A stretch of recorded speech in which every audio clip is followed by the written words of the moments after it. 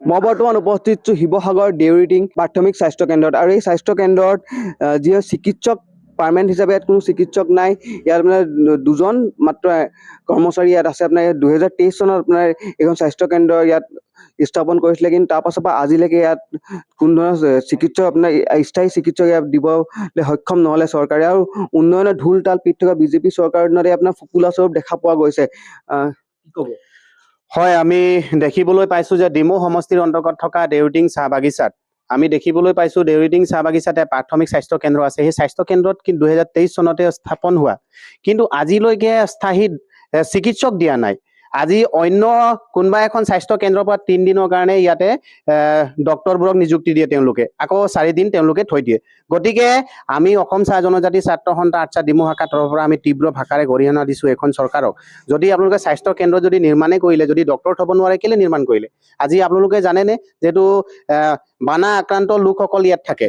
দেউৰিটিং চাহ বাগিচাত আমি সকলোৱে জানো যদি পানীৰ কাৰণে ভাল পানী নাই ভাল আপুনি দেখিবলৈ পাইছোঁ যে ডক্টৰ নাই নাৰ্ছৰ প্ৰয়োজন হৈছে তেতিয়ালে ইয়াত দিবই নালাগিছিলে আপোনালোকে কেলে দিছে গতিকে অসম চাহ জনজাতি ছাত্ৰ সন্থা আৰ্টছা ডিমৌ শাখাৰ তৰফৰ পৰা আমি তীব্ৰ ভাষাৰে গৰিহণা দিছোঁ যে অতি শীঘ্ৰে ডক্টৰ এজন নিযুক্তি দিয়াৰ ব্যৱস্থা কৰক ধন্যবাদ দেউৰিটিং প্ৰাথমিক স্বাস্থ্য কেন্দ্ৰখন নিৰ্মাণ কৰা 2023 চনতে এতিয়ালৈকে ইয়াত ডক্টৰ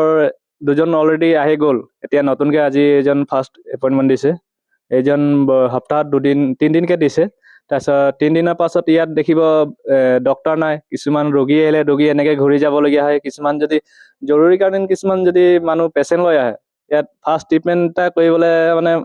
ডক্টৰ নাপাওঁ মানে আমি পঠিয়াবলৈ লাগিলে ৰাইচাই যাবলগীয়া হয় তাৰপিছত নহ'লে জয়সাগৰ যাবলগীয়া হয় মানে ৰোগীক তেনেকৈ আমি লৈ যাবলগীয়া হয় মানে ৰোগীৰো প্ৰব্লেম হয় তথাপি আমাৰো জয়সাগৰ ইয়াৰ পৰা 1 ঘণ্টাৰ ওপৰত হ'ব আমাৰ জয়সাগৰ তাৰপিছত এইফালে ৰাইচাই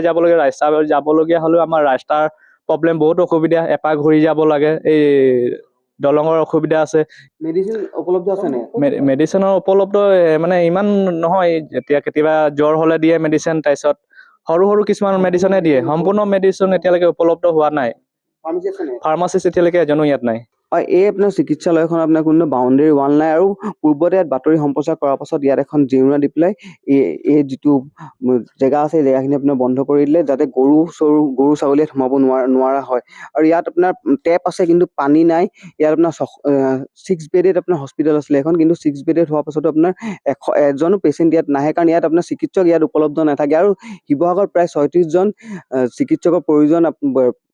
কিন্তু তাৰ 28টা পোষ্টে বৰ্তমান খালী হৈ আছে অনাগত দিনত লক্ষণীয় হ'ব চৰকাৰে উন্নয়নৰ ঢোল তাল পিট থকা চৰকাৰে আপোনাক কি ব্যৱস্থা গ্ৰহণ কৰে যিকোনো খবৰৰ বাবে যোগাযোগ কৰক 7099017330 লগতে 7099017110 নম্বৰত